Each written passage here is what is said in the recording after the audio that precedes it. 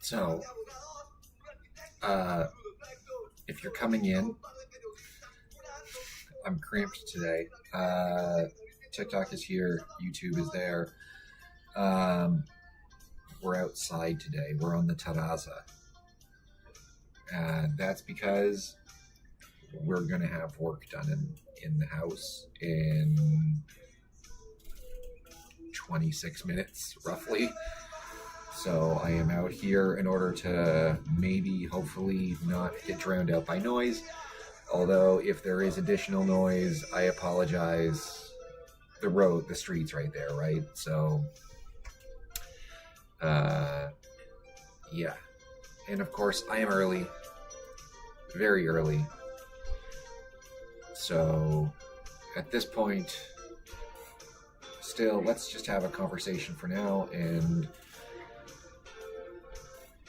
what's going on with everybody. We're going to get flooded with APEC news this afternoon. It's going to happen. So,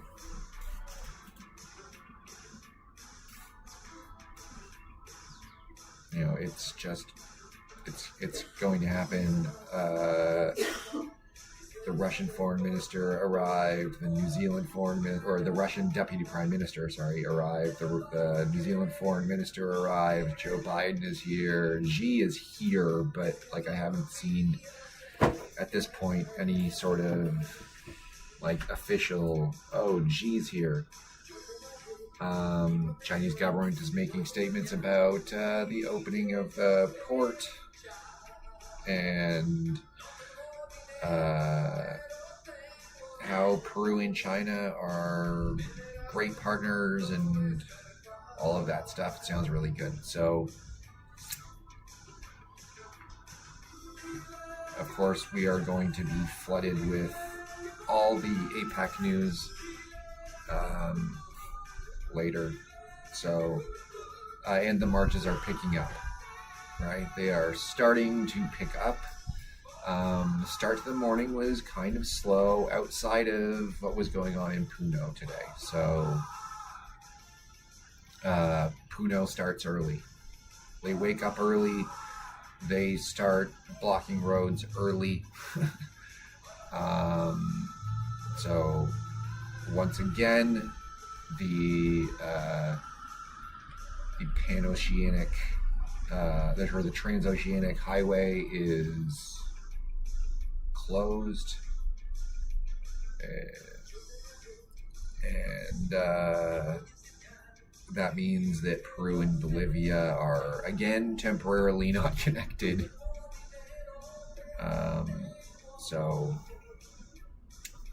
And we will get more throughout the day, I'm sure. Things are picking up in Lima. This is typically how it goes, where the marches start off sort of slow throughout the morning. It gathers, and then in the afternoon, things really get going. It kind of falls in line with the typical Peruvian schedule, I guess, where things will get going later for sure. And you are starting to see those marches build in size and noise and all of that. And it's not just Lima, you're also seeing that in other parts of the country. When I'm tuning into protests in Huancayo and Arequipa in particular, you can see those marches also sort of building, those protests building in size. This will occur throughout the day, or right around until 5 p.m., 6 p.m., and then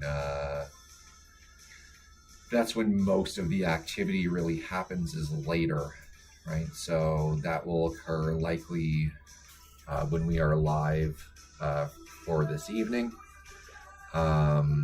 Yesterday, of course, when we went live, the fires kicked off, right? And that is what led to sort of a hectic day yesterday, was tracking the fires in Lima, in Ventimilla, as well as Cercado de Lima, and it sort of blew everything up. So there is undoubtedly going to be a lot of stuff that comes out of today. But I've also seen within the chats on the lives, within the feeds, as people are commenting on the live, I'm seeing a lot of this like anti-protest, well, not a lot of it, but the occasional anti-protest comment about like referring to them as, you know, socialistas, comunistas, right? And then it's like, it's just like one or two people coming in and commenting, but it's like, we need to have serious conversations in Peru about how you define what a socialist is and how you define what a communist is, because like, please don't become the United States where they cannot define any of those things. Just don't do that. It's not good for your political system if you can't even define what somebody is. Yeah. I mean, it helps if you know what words mean. Yeah, there we go. Work vehicles coming into the neighborhood. Like I said, I'm outside today because there's work going to be done in the house right around noon. So sadly, all these demonstrations are due to the government's neglect. Yes, and this is something I wanted to talk about in the statement that Dina, in one of the statements, well, that both Julio Velarde said something similar, right? But different, and the difference is important. But Dina Boluarte made a statement at one of the APEC meetings, and I translated what she said, obviously, but the quote is that Peru opens its doors and welcomes capital and investment from around the world. And I sort of had to look at that in context, right? Because in context, there have been multinational corporations who recently, very recently, in the last few days, have criticized the government for not acting on violence and extortion and all of those things, and how that creates an unsafe operating environment for corporations, for businesses. So, like, she can say that all she wants. The multinational corporations are saying, please do your job, including Scotiabank in their update, which said that, you know, the GDP of Peru would be much higher if the government actually did its job, which, like, yeah, it would be. It would be much higher if the government did its job. You'd have a much better operating environment if the government did its job, if it protected businesses, if it protected people, if it did all of those things, but it doesn't. So yeah, it is government neglect. And like, you have to have some hope that like a relationship with China will actually help to strengthen the things that the Peruvian government is currently really bad at. And the thing the Peruvian government is really bad at is providing security for businesses to operate. So you hope that the relationship with China will help that. Um, because in the past, the relationship with the U.S. has not helped that. And if anything, it's been made worse by the relationship with the U.S. because of a sort of the U.S. policy of intervention that exists. That this U.S. idea that like we can solve the problem, we can come in and help you solve the problem. The fact that they think they need to come in and do things, right? They need to like. I think it was like in 2002, like that they needed to bomb the coca fields because that was going to help the war on drug, and it was going to cut down on narco trafficking, and that was going to help Peru.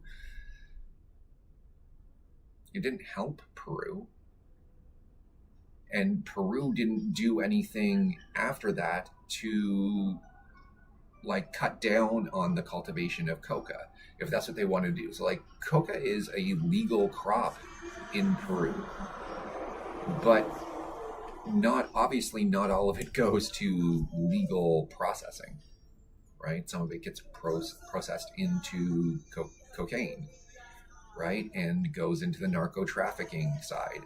And like Peru like wanted to cut down on the amount of coca that was being cultivated, which is fine. Like that's fine.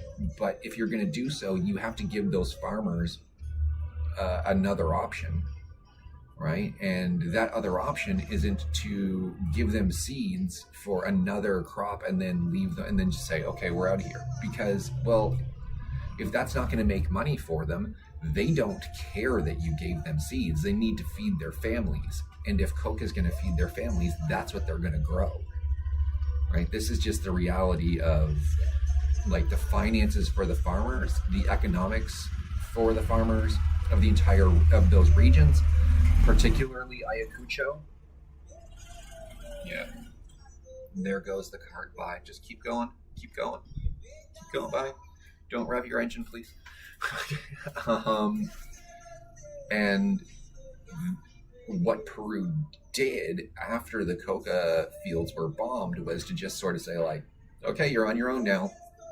That's not helping the farmers. Help the farmers, help them transition off of the coca if that's what you want to do, but don't just abandon them, which is what they ended up doing, right?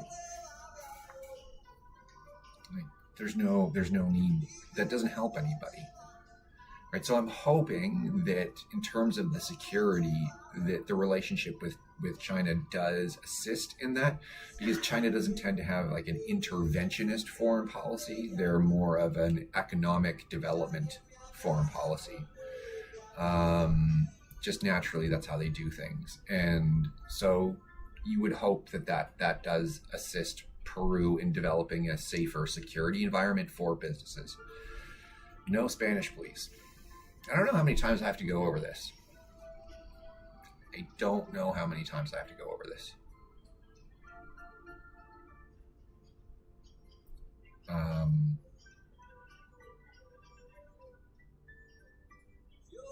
Peru has to become a federal state. Well, regardless of the system, it doesn't really matter if the representatives don't actually represent the people. So if who gets elected to Congress doesn't actually represent the people, then it doesn't matter what system you have. Right? And yeah, you have to like decentralize. But what step am I from?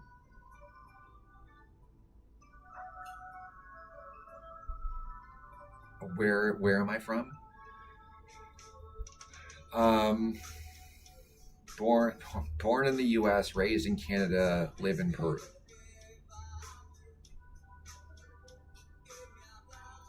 Yes, soy un residente. I am not a citizen yet. That'll happen later, but soy un residente.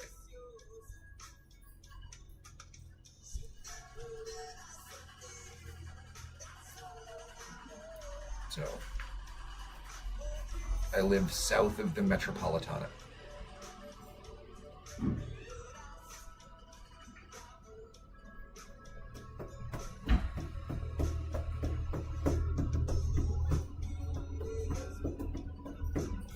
Yeah. So outside of what's going on with APEC, of course, the other story we posted this morning was about the taxi driver who was murdered in Callao last night.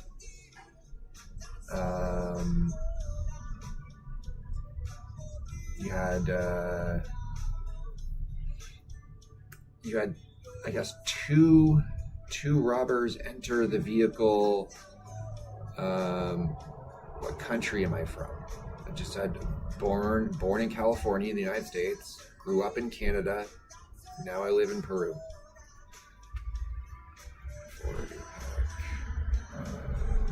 It is 11:48.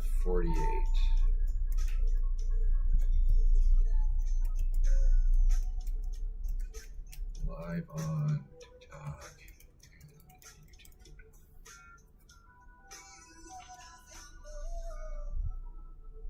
Okay. Welcome to Peru. I've been here for a while, so it's... I got my welcome a while ago, but... Yeah.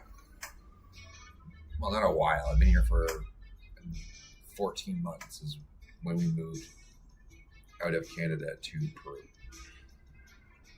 14 months ago. What do I do? Other than this, I would be considered retired. But I do this, and I'm trying to grow this so that there is English language news available to people from Peru, and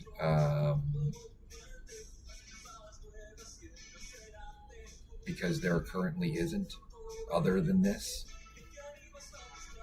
As new and as small as this currently is, this is the largest English news platform in Peru right now.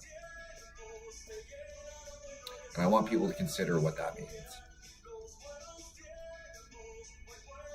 I want people to consider that that means that in English, people outside of Peru, especially, or in Peru, it doesn't matter, in Peru or outside of Peru, do not have access to news from Peru in English. And so while Spanish language news absolutely helps people in Peru, where does the news go? It sort of stops. Do I speak Spanish? Un poco. It's getting better. It's a lot better than it was. When I moved down here, it wasn't very good at all. It's getting better. It's getting better, but it needs to get a lot better. And so it's more of a vocabulary issue. I don't have the full vocabulary. So what's up, Melissa? I am doing great. Let's see, what makes you come to Peru and why? My wife's family is here, and so we moved to be closer to her family. What do I like about Peru? Pretty much everything. There's only a few things I don't like about Peru. Or that, and not even that I don't like, but that I wish would improve in Peru. Particularly the average education level. I wish that would get better. I wish that the wealth disparity and the income disparity would get smaller, that there wasn't such a huge gap. Because the upper class in Peru is very small, the middle class is very small, and the lower class is huge. right? And that needs to change. You need to expand the middle class in Peru, make it bigger, and that will help everybody out. But right now, the middle class needs a lot of help in Peru, and getting people out of lower class into the middle class needs to happen. And in most cases, that means access to education, which is the other thing I want to hopefully improve. Spanish is easy. It depends. If you come from another Romance language, for sure it's easy. If you come from a Germanic language, it's more difficult because you have to flip around sentences and stuff like that.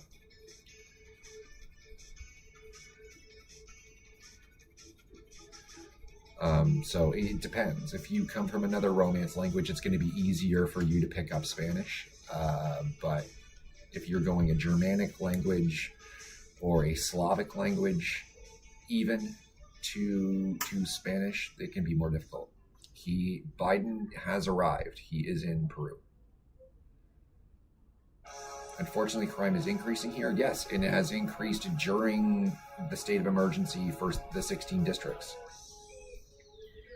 English is by its root a Germanic language, but over time it has evolved to include more aspects of like Latin and French primarily, which are obviously Romance languages. And so that Romance languages would include like French, Spanish, Italian, Latin, surprisingly Romanian. To a large extent is a Romance language. I am listening to Peruvian rock. It is in the background.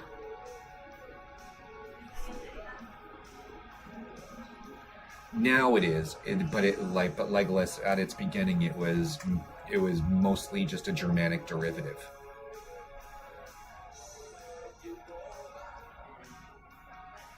What I like about the USA is that you can use and this is an interesting argument, because here's what I'll say to you. How about having a country where you don't need a gun to protect yourself?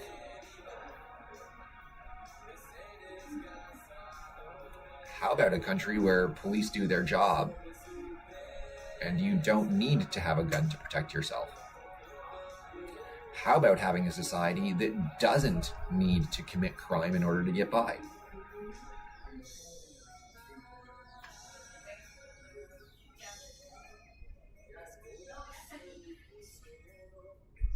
Crime rates are much lower in Canada, and you know what they don't have? Guns.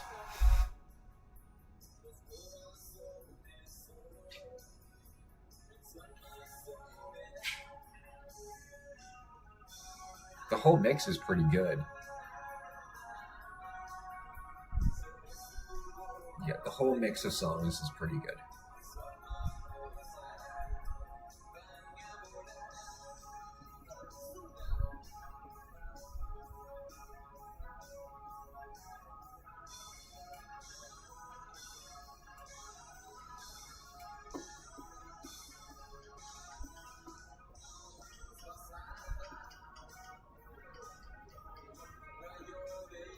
Yeah. So, for the time being, we're sort of waiting for the marches and everything to grow in size, which we know will happen. It's just a matter of how quickly and what then occurs. I do have a little bit of a concern that perhaps security forces, so police primarily, will be a little bit more forceful today than they were yesterday.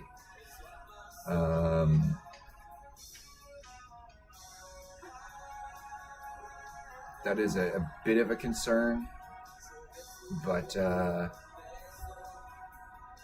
at this point everything looks still relatively peaceful. I am not seeing a whole lot of any conflict whatsoever. Romel, I get asked this like every single live. I don't don't have one. Like they're all good. They're all different, right? So I could ask this every live though, like every live. It just depends on the mood I'm in, right? It just depends. Um, Insecurity is the most critical Peruvian issue. Yes, it is. It absolutely is. If you solve the insecurity issue, then you will, by nature, increase education. You will increase average incomes. You will increase everything starts to get better when you address the security issues. What do I think about Elon Musk being part of the Trump administration? It's a disaster waiting to happen. It is Pedro.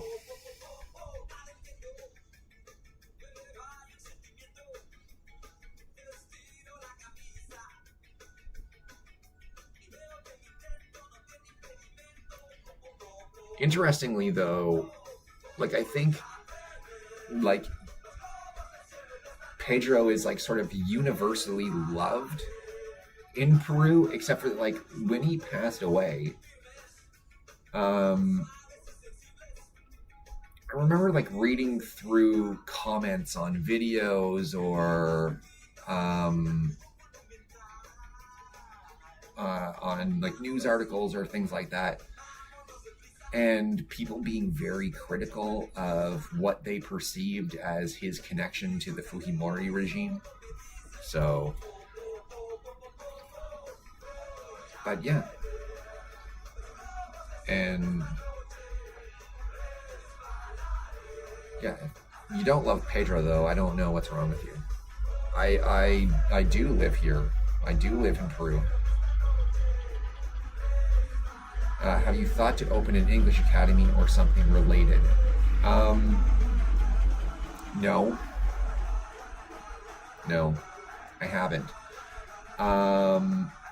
And the reason I haven't is that Peruvians at this stage still learn a different type of English than what I speak.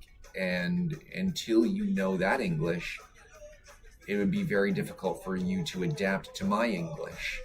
Right? So what Peruvians tend to learn is a British English, and I lived in Canada and the United States. The United States is very different English-wise than Britain.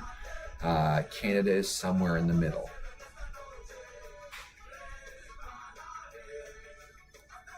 Why did I decide to come here? My wife is from here. She's from Lima. Her family's in Lima. We moved to be closer to her family, or close to her family. What do you think about the Chancay port? I think overall it's a very good thing. Overall, it's a very good thing. I understand there's some reticence from some people about moving closer to China and stuff like that, and maybe wanting to be closer to the U.S. I don't think being closer to the U.S. really benefits Peru in any way. Not the same way that being economically close to China helps Peru. I think, yeah, you need a mix of the two, but you have to consider what's going to actually help Peru develop and move forward. And China and the U.S. look at that issue entirely differently, right? Where the U.S. tends to focus on governmental issues and provides funding through non-governmental organizations. China assists economically, right? Where they grow the country economically, and that does matter, because if you don't have a good economic base, you're not going to be able to improve security or improve housing or improve education. You can't do it. So I think overall it's a very good thing. We'll have to wait and see. I think you'll see a huge boost to the Peruvian GDP, and I've been trying to express to people in the next 15 years in Peru, you are going to see a rather significant boom, as long as the government does its job, right? And that's what people are arguing for and protesting for right now, is that for the government to do its job, you know. What about Peruvian food? It's the best food in the world. I don't know like what to say about that. It's Peruvian food. It's the best food in the world. Like basically, if you don't like Peruvian food, you just don't like food. Like that's what it comes down to. If you don't appreciate Peruvian food, you just don't like food.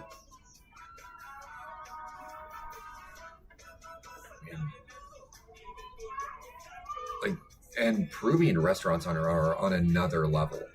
Like, I wish more Peruvians understood what sort of level that they're on, because, like, it's different. It's different. That's for sure. You don't get the quality of food in other countries that you do here when you go out to restaurants, even to a menu. You like, which is like just your standard sort of neighborhood restaurant. You go to a menu, you get better food than you would like. No, I don't. I wish more Peruvians, actually understood how good they have it here. I mean, a lot of them understand that the food is really good, but I mean, I don't think a lot of them understand comparatively how good it is, right? So like, if you're Peruvian and you move out of Peru to like the US or something like that, you're going to be really disappointed and you're going to miss Peruvian food. And that's where it comes down to Gustavo, the government actually doing its job and not being corrupt. Today is the Shanghai port opening. It is. And we've seen some a statement at least out of Xi's office. It's not like publicly him like standing in front of a camera or something like that making a statement. It was like a written statement submitted, like released by his office, about how Peru and China are great friends and partners and stuff like that. Yes, it's a virtual opening from the government palace because, well, I don't know if you know this, but routes are closed. I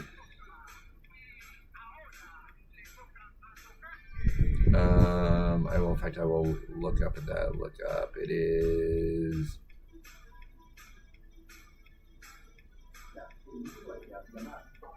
Carretera Chancay Oyon Ambo Kilometro 45.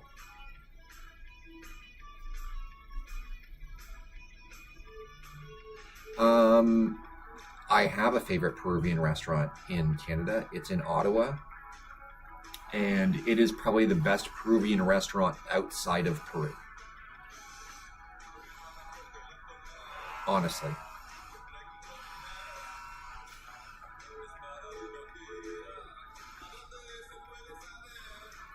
It is in Ottawa. It is downtown Ottawa.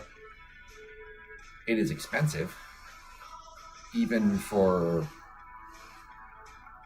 Ottawa, even for Canada, it is expensive. But the chef is Peruvian and is the former chef for the Peruvian embassy in Ottawa. So, what food you miss from your country? Are you eating Canadian food? No. Poutine. Poutine is the one thing.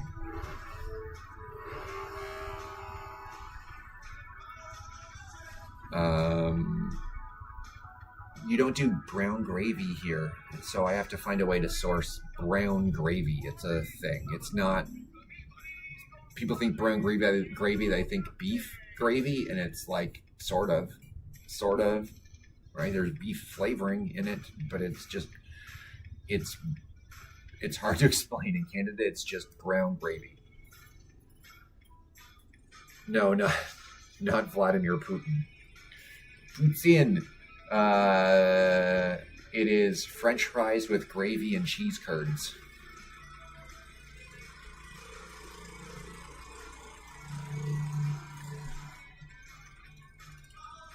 Yeah, that's the one thing Yeah, I kind of miss that. But that's about it. That is the like distinctly Canadian meal is. But like everything else, you can mostly get here. The first thing I missed was bagels, so then I had to find bagels in Peru, which I did. I had to find bagels near Lima, and there is a place. It's called Montreal Cafe. It is in Tambo Viejo. So as you're descending into Sanilla, there is a cafe there, and they do bagels. And you can buy bags of bagels at Montreal Cafe.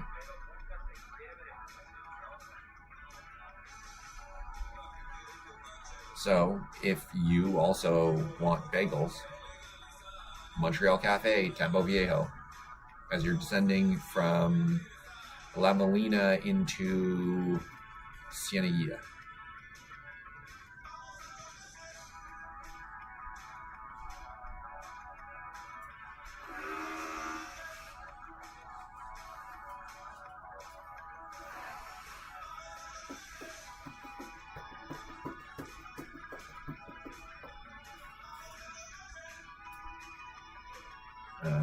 Okay. Still refreshing feeds, waiting to see something. I'm getting a lot of posts about Shanghai today because of the opening. But in terms of the protest, it's been pretty quiet. Still so far.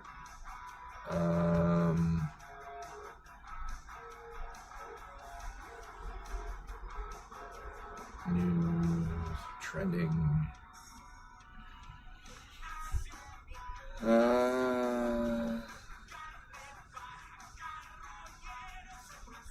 Yeah, like you were still getting like images of protest and stuff like that, but nothing.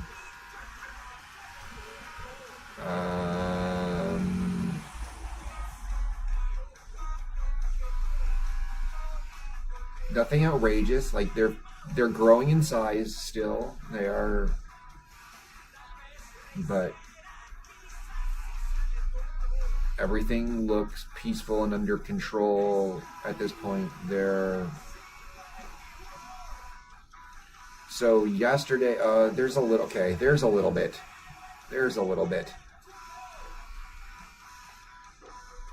That's in Wonka.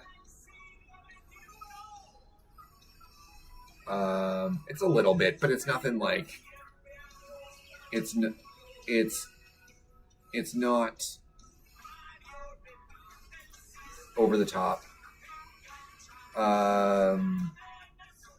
That's a little bit, but today the marches are, at this point at least, there's been no clash, like no significant clashes with police, just maybe some minor. No, the TV media is not covering the whole protest, and I'm not watching TV.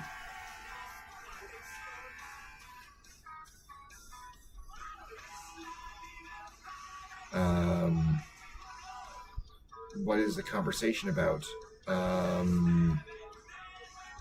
News in Peru today. What's going on in Peru today? Which is APEC, the marches, the strikes, protest.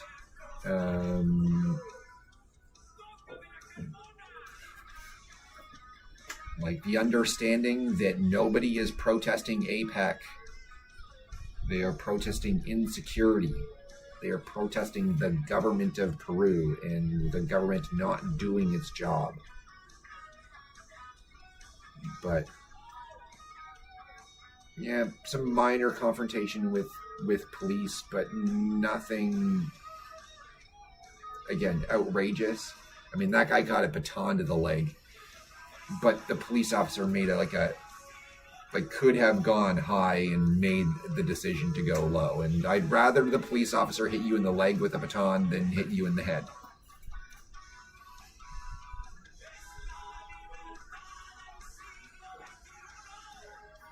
protest isn't a day-to-day issue here. Extortion is a day-to-day issue here. Young women being stabbed to death in markets in Chorrillos, that's an issue. Women being shot in the same market the day prior, that's an issue. Taxi drivers being murdered in Callao, that's an issue.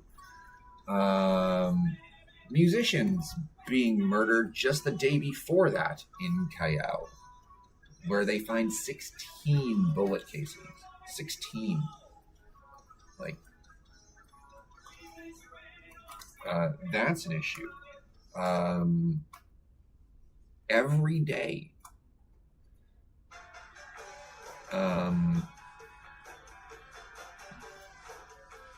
Every day, where shop owners are having to pay like 10% extortion fees. Things like that. Protest is not the issue. It's why people have to protest.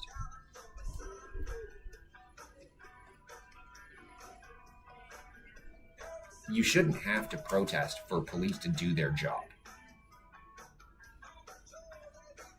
You shouldn't. And, like, look, I've said this numerous times. Like, I do not know how Santibanez still has a job. Santibanez should not have a job right now. But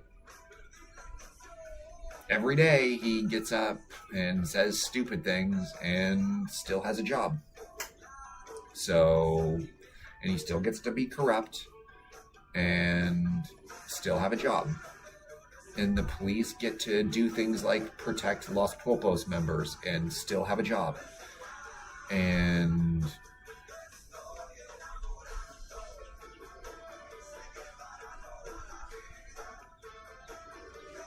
that's a thing.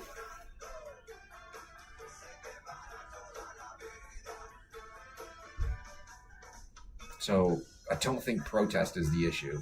I think it's corruption at all levels. Yes, it is corruption at all levels. Peru is amazing. But when we talk about the problem is corruption. It means funds don't go to places where, like, money doesn't go where it needs to go. It means that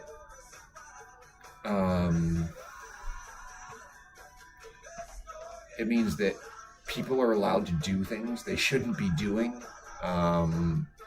That crime goes unpunished. Yeah, informality is also an issue, but you have to realize why the informality exists, and you need to look at, like, the causes of informality in Peru. And, well, there are a lot of them. There are a lot of reasons why informality exists, and there's base reasons why informality exists.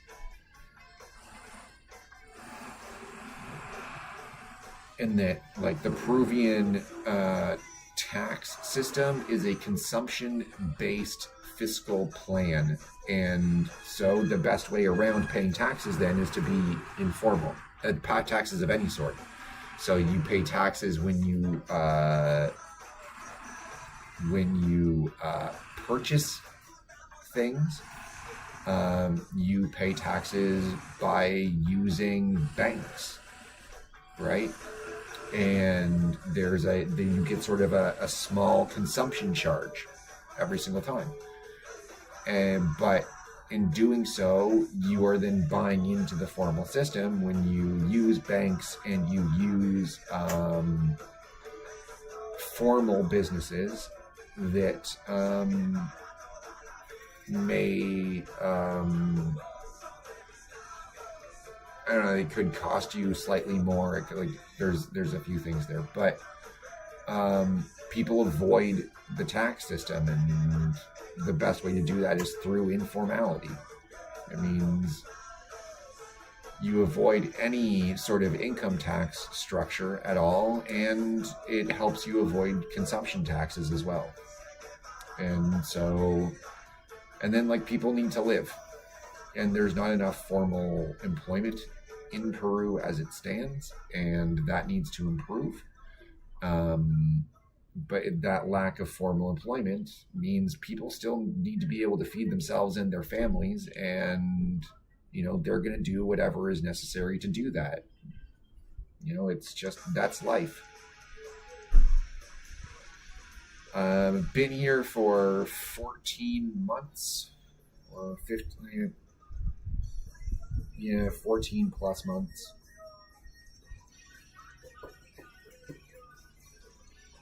Yeah, 14 months and 2 days.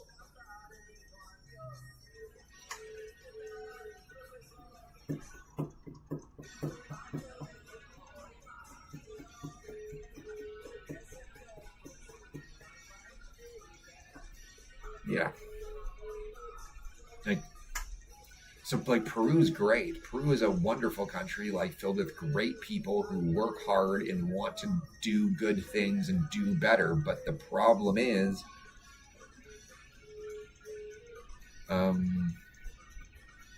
you don't have a government that does its job and assist in making things better. That's the biggest problem to me. What do you do? Other than this, I would be considered retired. Right? But have you been to Cusco? I haven't been able to yet. Like every single time we are trying to go to Cusco, something comes up and then I have to go do that thing instead. So, no. Haven't been. But like I think we've attempted or planned to go like 4 or 5 times, and then like something comes up. He arrived. Who arrived? Destination. Okay. And Can you open the door? yes, I will be right back. Fernando already came into the destination.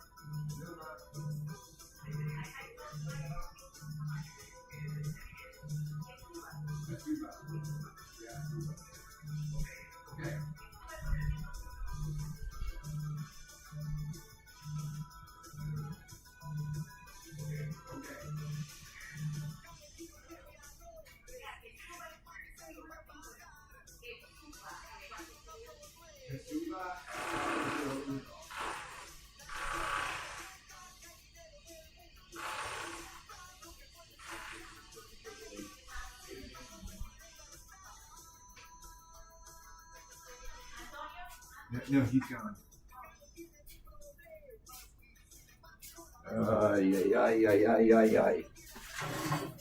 That's what that is. That's fun.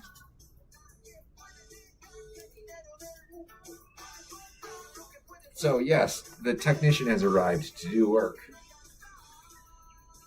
which is why I'm outside today.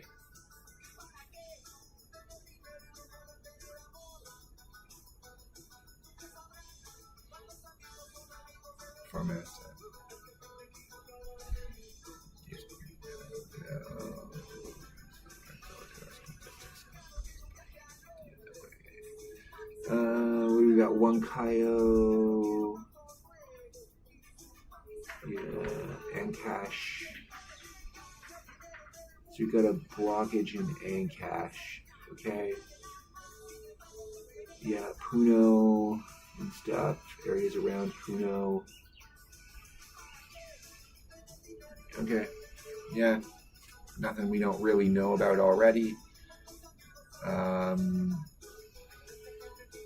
Have you got other comments different from Cusco? Pretty boring. I Darcy, I get asked a lot of the same questions over and over again. Where are you from? Where are you from? What do you do? Do you teach English? What's your favorite food? What's your favorite thing about Peru? Have you been to Cusco? And I try to explain to people, I'm not the gringo tourist. I'm not the gringo tourist. So I didn't come here and go, oh, you know what? The only place I want to be is Cusco. Right? So,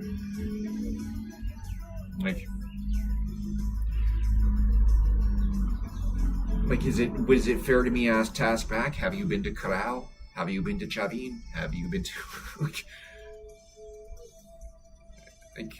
what's the fair response there? Because Cusco is 600 years old, Machu Picchu is 600-ish years old, and so what's the fair response?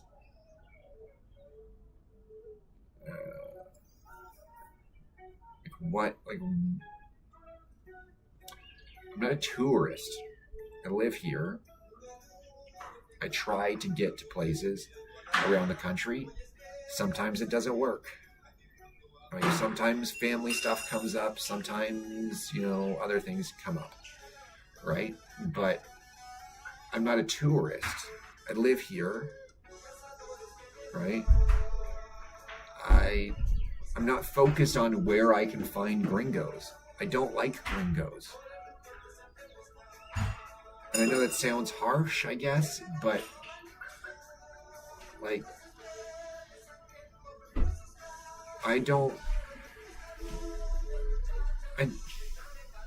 associate more with working class people, because that's where I come from, where you struggle and you move forward and you do everything you can to make your life better, and it's hard work every day.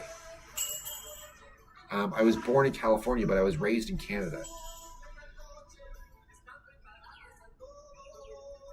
So, I'm not a fan of ignorant Americans any more than anybody else is. And so I don't look at Peru from the lens of an ignorant American. I didn't grow up there. I didn't go to school there. I went to school in Canada. Yeah. A little bit of one still there. I still have also a little bit of a Canadian accent. I have a little bit of a California accent. It just depends. It depends on a lot of stuff. But, relatively speaking, they are very neutral English accents.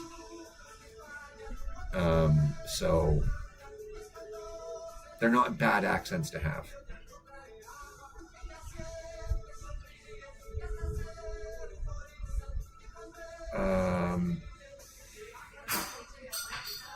One of my sisters-in-law is in Chicago, or in the Chicagoland area. What are your hobbies? What do you do if you don't stay on TikTok? I don't know, whatever. It depends on the day. It depends how I feel. If I want to go fishing, I'll go fishing. If I want to go do something I don't know, I'll just go do something else. I don't know. I'm retired, right? I can do whatever I really want. I'll go for a walk.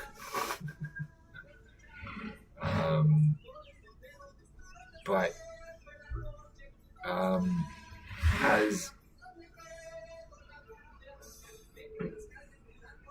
is my experience here in Peru in all this time? My experience isn't going to be the experience of the average person, right? So my experience has been sort of relaxed and peaceful and friendly, and I do have a degree in journalism.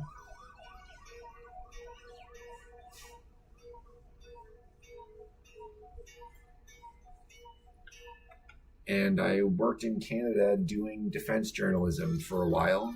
But so like military, I covered military stuff.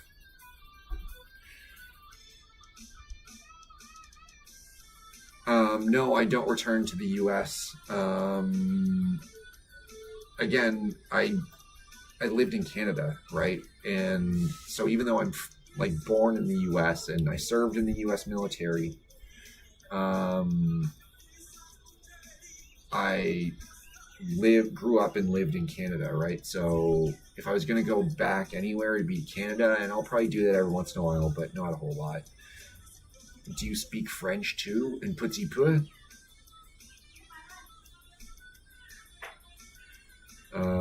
Is it expensive to live in Canada? Yes. Yes, it is, Gustavo. Yes, it is. The average price of a home in Canada is more than $700,000.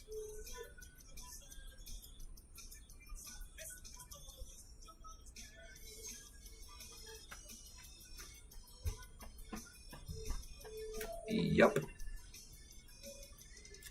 And Canada has a slightly lower average income than the US does.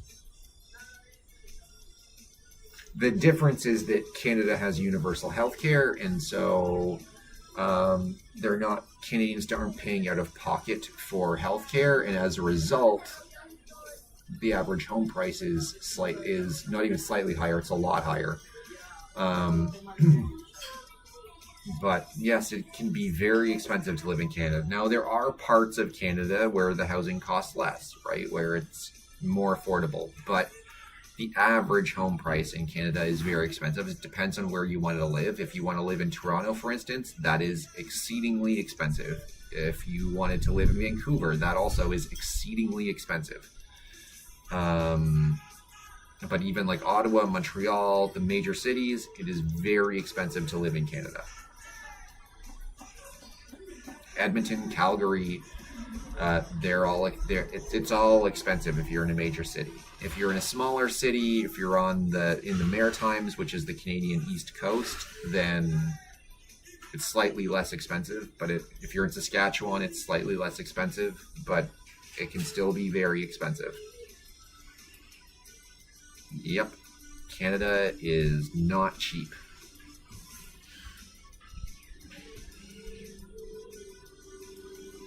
So, like, if you're a Peruvian hoping to move to Canada,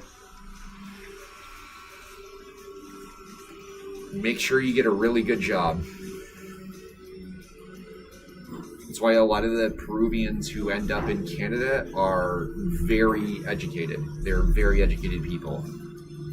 They don't usually just have a bachelor's degree. They also have a master's degree or a doctorate.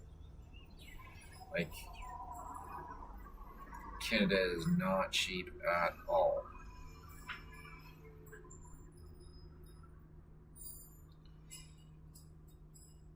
Now, I do hope that manages to change a little bit and the average house price comes down a little bit as they build more housing in Canada. But for the time being, yes, it is going to be very, very, very expensive for anybody to move there and live there. So, the dollar was more expensive than the euro. What happened? What do you think? The dollar was more expensive than the euro. Well, when the euro was pretty new, yeah. But the euro since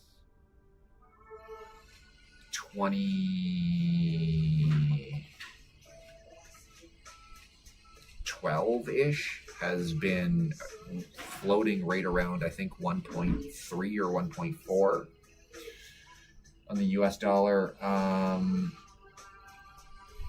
So it's been slightly more expensive than the US dollar. The British pound has also like stayed like outside of everything that happened under Liz Truss.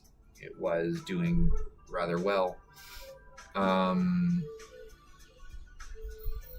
So it's not that the US dollar has been devalued at all. I think what it is that the Eurozone went through some good years of growth. And there were at times in 2000, like 2007, 2008, 2009, that sort of run of years where the euro did drop significantly, but that was because of weakness in Spain and Greece in particular, and then the need for Germany to provide bailouts to Greece. And so that did devalue the euro. So during that period, yeah. But why did you choose to relocate to Peru? My wife's family is here. We moved to be closer to her family. Close to her family. I always say closer, like somehow like Canada is close to Peru. It's not.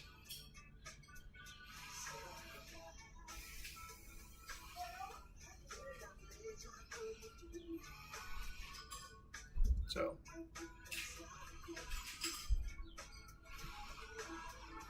some kind of punishment. Alejandro. Yeah, some sort of punishment. Yeah. It's awful here. You're right. You should go shovel snow in Canada and then call this a punishment.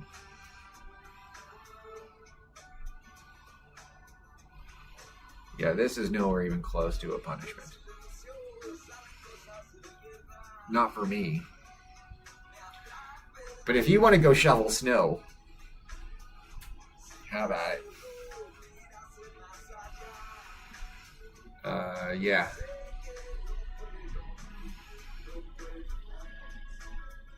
I'd rather deal with the occasional cold wind off the ocean in the winter than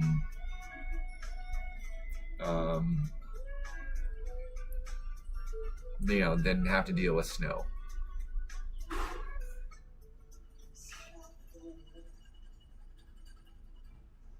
Right? Like that's a whole different thing. Guys, I had a driveway that was about 60 meters long. My driveway was, and that's just like if you just took the straightest route out, it was out. My driveway was 60 meters long. If you like did the entire amount of driveway, it was probably like 100 meters. My driveway was.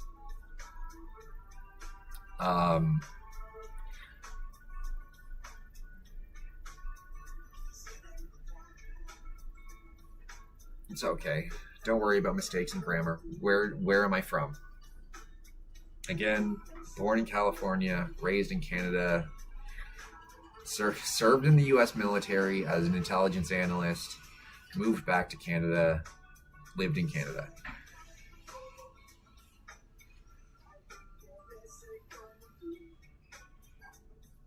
Went to school for conflict studies and human rights, and then for journalism, and was a journalist, and then all the jobs went out of the journalism industry in Canada, and so I switched over to banking, where I did finance for 10 plus years. Yeah.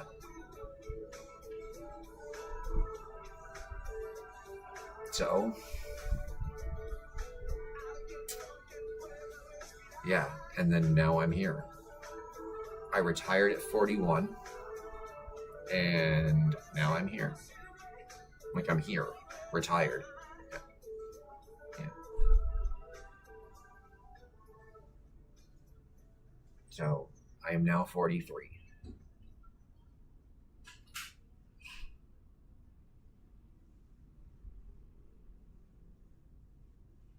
What was your first impression of Peru when you arrived? Well, my first impression of Peru wasn't arriving here. It was visiting here, right, to visit her family.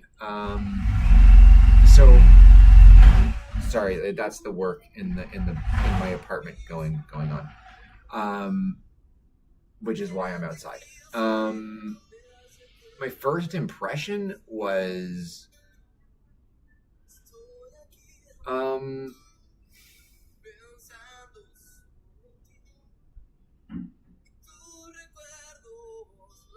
I don't know. Like it was.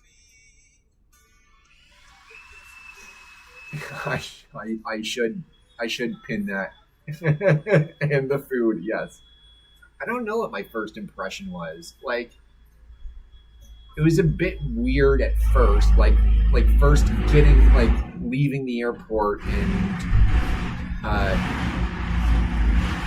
driving from Callao into Lima. I mean, it was a little bit weird. It was a little bit weird because and that drive reminded me of like being in Baghdad. It honestly did.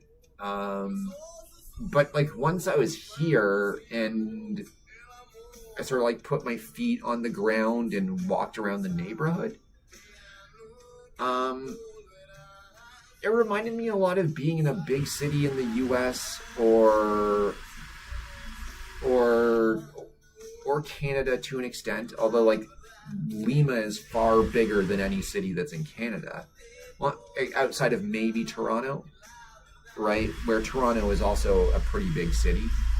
But it's different. It's like also geographically very big. And here everything is more dense in Lima. So like my first impression was like outside of the drive from Callao into Lima and thinking like that's kind of like Baghdad.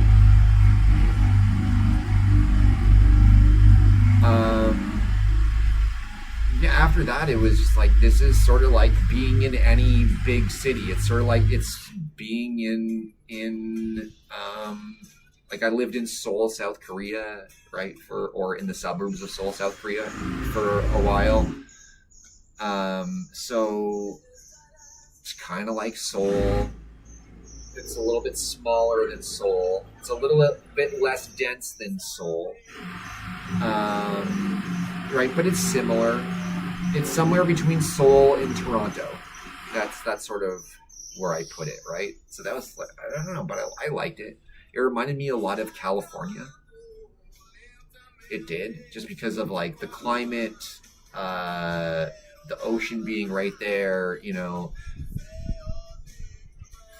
Yeah, it reminded me a lot of California. Do I know any jokes in English? I'm just sarcastic, dude.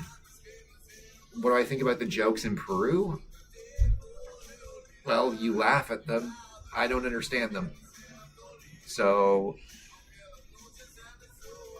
Toronto's an okay destiny. It's incredibly expensive to live in Toronto. But yeah, it's a good it's a good city. It's not a great city.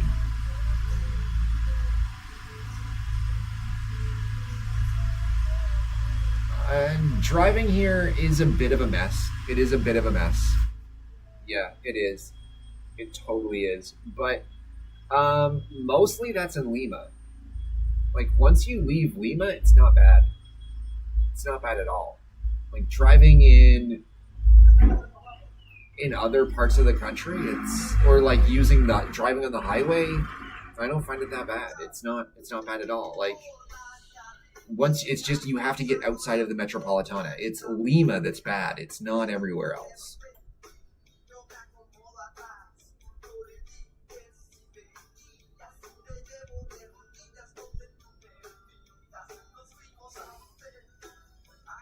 Right.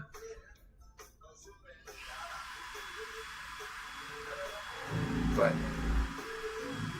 like and I think like a lot of the times like when we talk about Peru, a lot of people sort of when they talk about Peru, they're talking about Lima, and I think it's like hard to like for a lot of people, even some Peruvians for some reason, it's like you have to explain like Lima is not Peru. It is not. Peru is much bigger than just Lima, right? And so yeah, Lima traffic is absolutely insane, but leave Lima. It's not that bad. The only thing that bothers me is like the speed bumps everywhere. Why do you need speed bumps everywhere? And then like people will like strategically put in their own speed bump. Like, oh, I'm gonna open a fruit stand, so I'm gonna put a speed bump right outside of my fruit stand so people have to slow down. Stop it. Like, just have a speed limit and have police officers to enforce the speed limit. I don't need 800 speed bumps between like Lurin and Senilla. There's got to be like 800 speed bumps.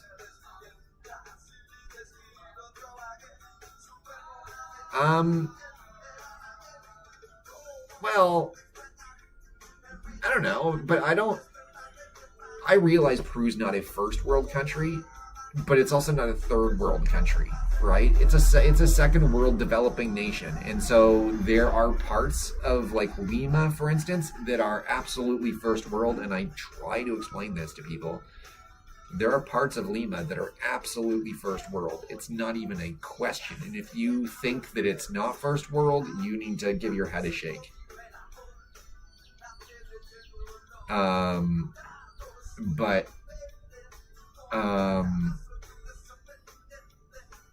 But then there are parts of Peru and Lima that are not at all first world, right? Hell, there are parts of Cercado de Lima that are definitely not first world, right?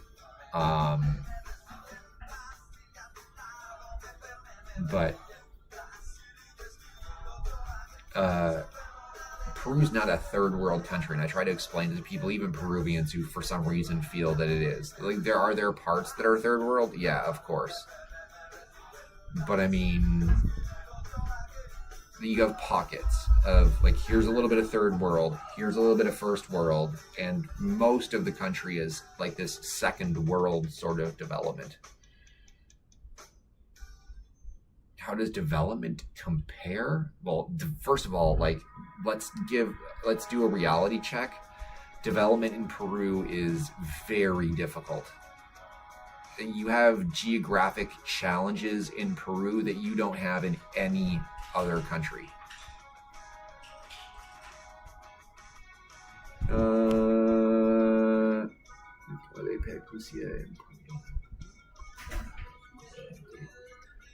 Lo separa en tres partes.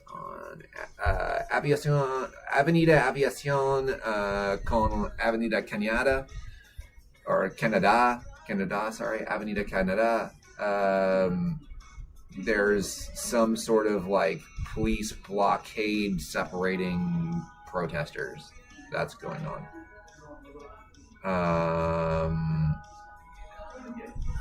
But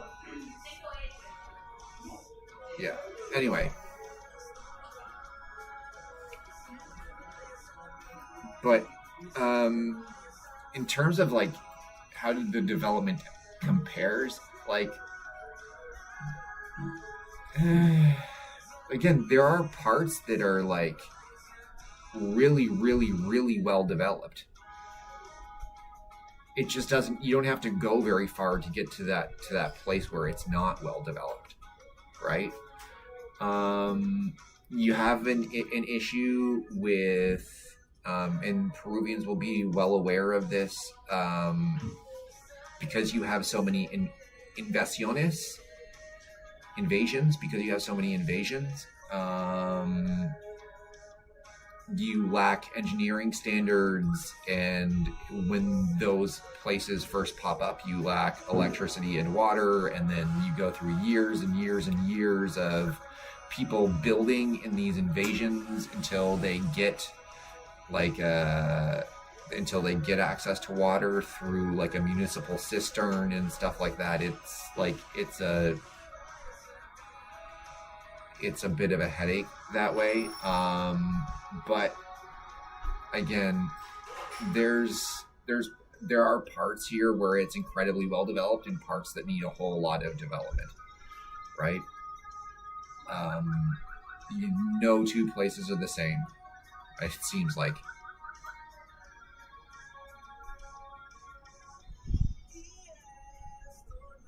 Is anybody keeping track of this question? Born in California, raised in Canada. now live south of Lima.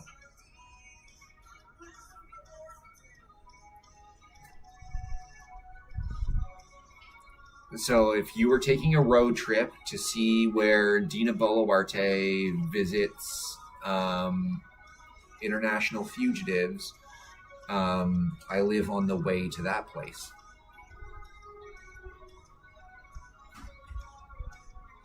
If you want to see where Dina Boluarte goes to see condominiums, I live on the way to that place.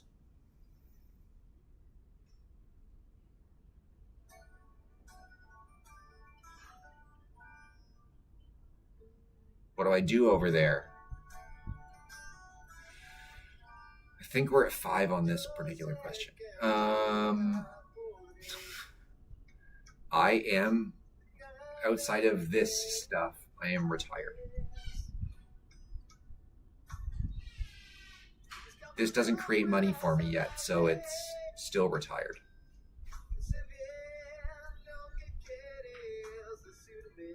Born in California, raised in Canada. Or, yeah. So other way around. But yeah, I gotcha.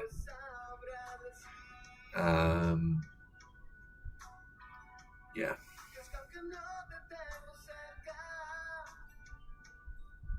Yeah, born in Canada, raised in California would be like I moved away from the snow. And no.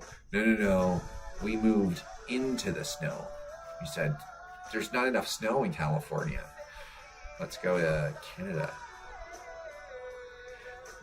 Jesus. Gustavo, you just answer the questions now. You just answer all the questions for me. I don't even need to do this. This is great. Gustavo has been paying attention. He knows all the answers now. Gustavo is going to be my new spokesman. Gustavo is going to be my Freddie Hinojosa. How real is criminality in Lima? It's bad. Right now, it's particularly bad. And it seems like it's gotten worse during the state of emergency, right? It's bad. It's not good. Now, does it impact everybody equally? No, it doesn't. So, am I impacted by it? No. I'm not. But, a lot of people are. Every day, when they go to work, when they go shopping, they're impacted by criminality all the time. Just walking around the street, you're impacted by criminality depending on where you live in Lima. Right? So, yeah, how real is it? It's very real. It just depends on where you are, and then it becomes more real. Right? So if you live in Lurigancho, it's going to be more real to you than somebody who lives in San Isidro. Right? But you have to be careful in a lot of places. I've been sort of, and it's had to take a break for the last couple of days while APEC is going on and everything around it. But I was working on a story about women being targeted in bars and in taxis in Miraflores for robbery, but also that they are being roofied in that process. And so they lose hours and hours and hours of memory and all of that stuff. And they are like where to the point where when they do like come back to reality, they're not sure what has happened to them. They are robbed of thousands of soles, right? And so like and that's in Miraflores, which is like a tourist hotspot, right? So it doesn't matter like what district you're in, you should still be careful. It's just that it is typically worse in a place like I don't know, like San Martin de Porres or Lurigancho or whatever than it would be here. You're an English teacher based in Lima. Inglés con Franco the tutor. That's like a good mix of English and Spanish in that sentence. I'm not an English teacher and have no desire to be an English teacher. Unless you need to learn how to swear. If you need to learn how to swear, I will teach you how.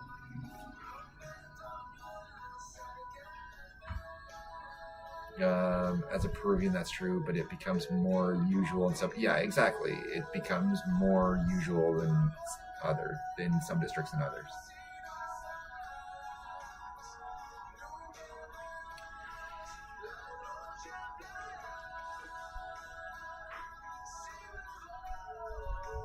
Diego, like, most people's English is very basic. Don't worry about it, man. Like, most people from the United States have basic English. Don't worry about it.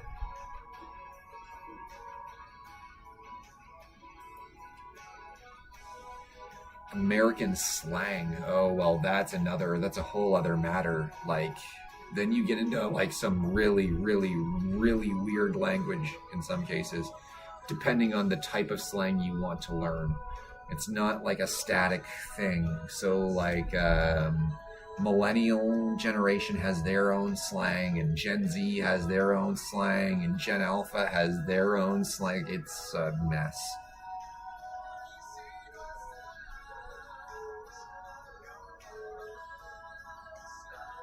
Right. Like US English is just a mess of slang and yeah, it's a mess.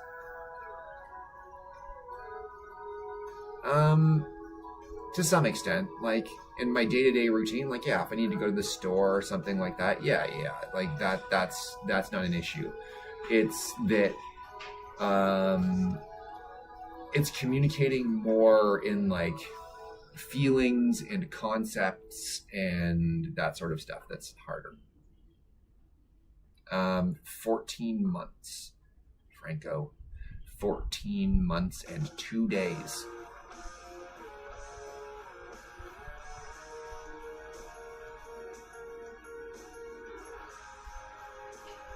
So, yes, and counting. I will be here for a long time. Not going anywhere. So, yes, deep conversations are very difficult. Y yo hablo español como un gringo, which means that like when a couple things happen. I will pronounce things properly in Spanish, and so then people will just start talking at me really fast in Spanish, and don't do that.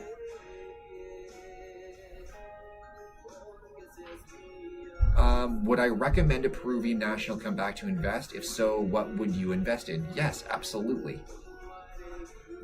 Absolutely, I would. In terms of what they should invest in, that's the more difficult question, and it has to fit them personally. But, I mean, no, I'm staying here. I'm a resident. I live here.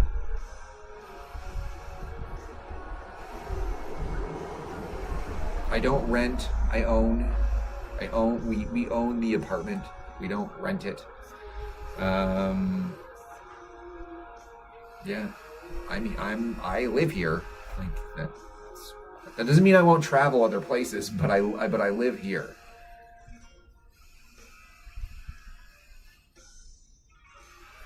Right. So yeah, of course. Of course I would like love to travel more around South America as a whole, but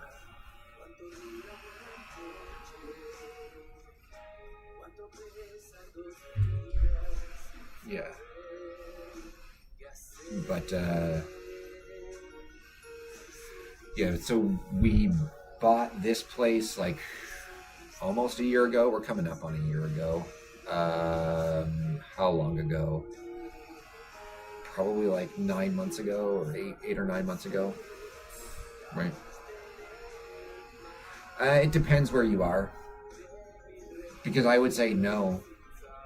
But it depends. But it depends what you want to buy, and where you want to buy it.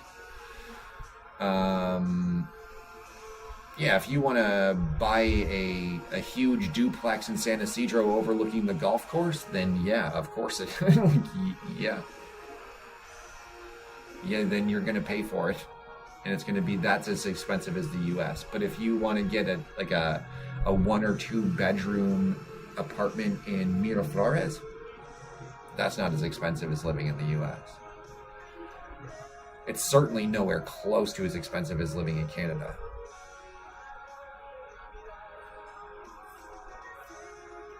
It's true about the fact that over 40, it's almost impossible to find. It is. It is, Lucy. It is. It is. It is. It is. It is. And that's because there's a real lack of formal. Um,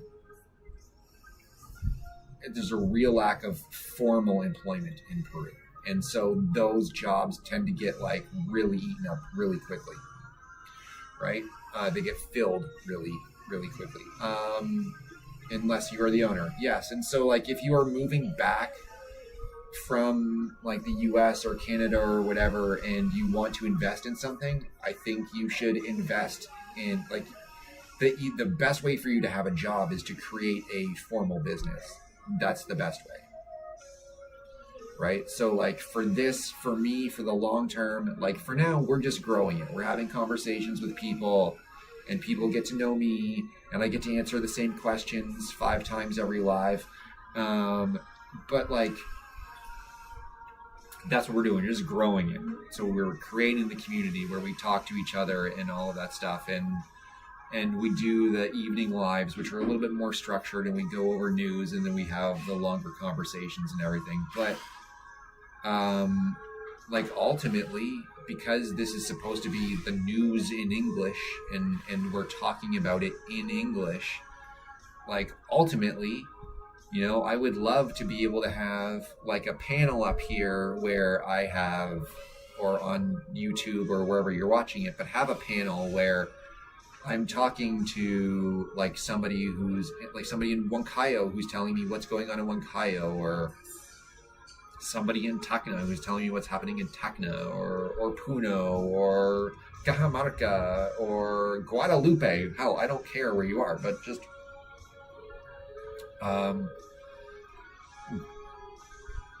that's what I would like to do, is have people in all these different places, so that doesn't become like, what's the news in Lima, right? It's what's the news around Peru. How do you generate income in Lima? Soy un pensionista. Hi, I'm new here. Greetings from LA. My motherland. Peru is my motherland. So I'm in your motherland, and you're in my motherland.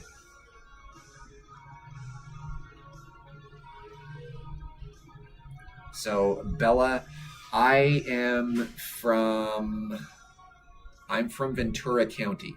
We'll say that. We'll keep it simple, and I won't specify. I'm from Ventura County.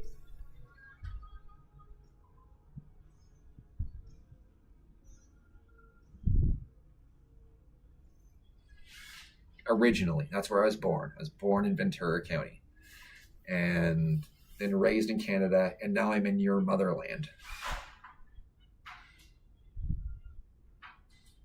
No, I'm from California.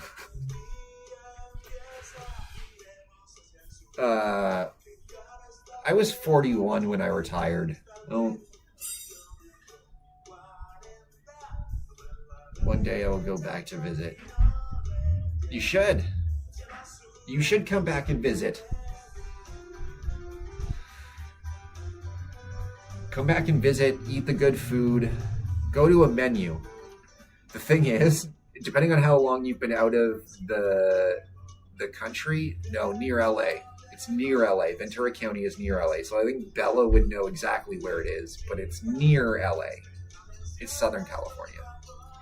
Like, the thing is, if you've lived outside of Peru for a long time and you end up coming back to Peru, you're going to think to yourself, oh man, I have this menu that I used to go to and I really, really liked it. I really like that menu. And you're going to go back to that menu and you're going to eat. You know what's going to happen? You're going to get sick. It's going to not make you not feel good because you're not used to real food anymore. You're used to like U.S. processed food or Canadian processed food, right? You come back to Peru and you're like, oh, this isn't like the taste is still good. I love the flavor, but it makes me feel icky the first couple times. I'm not American, but I can feel the freedom running through my veins.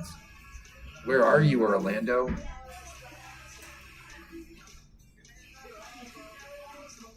Oh yeah, if I was fully bilingual in Lima, yes, the sky would be the limit for me. But my wife is fully bilingual, but she doesn't want to work in an office. So what it do? Well, you came in when I'm already over time. So normally this live doesn't even start till noon and it ends at 1. And I went on at 11:30. And it's 1:04. That's what's up, Bojax. I went long on this one. I went totally long. Because it's been a relatively slow morning. I'm waiting for the things to really start happening. Right? Everything looks relatively just like the marches are marches. The protests are protests.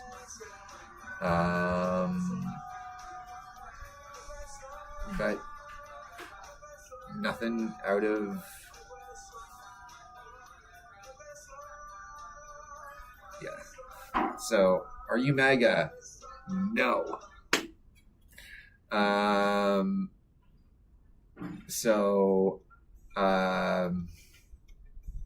pretty highly educated. So, no. Spring is beautiful in Barranco. Yes, it is. Yes, it is. Especially in the cut. And what I refer to as the cut is, you know, where Via Expressa cuts down to the ocean and it splits the border between Miraflores and Barranco. Just go stand there. Just go stand there and look out towards the ocean and see the parks and the hill on you. That is the best view in all of Lima. That is the best view in all of Lima. Yes, that thing. That is the best view in all of Lima. I don't care what anybody else's opinion on it is. To me, that is the best view in all of Lima. Okay.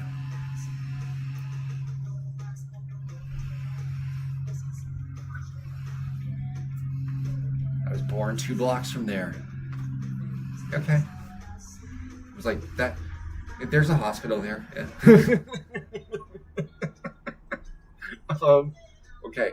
I'm going to get going. I'll be back for the 6 o'clock live. 6 o'clock live goes from 6 until 7:30 scheduled. Sometimes I'm here early. Sometimes I go a little bit late. But I'll be there. If you want to, you can also follow over on YouTube, where it is also at Pensante Peru. or on Twitter, which is at Peru Pensante. And I will see you all at 6. See you later, everybody.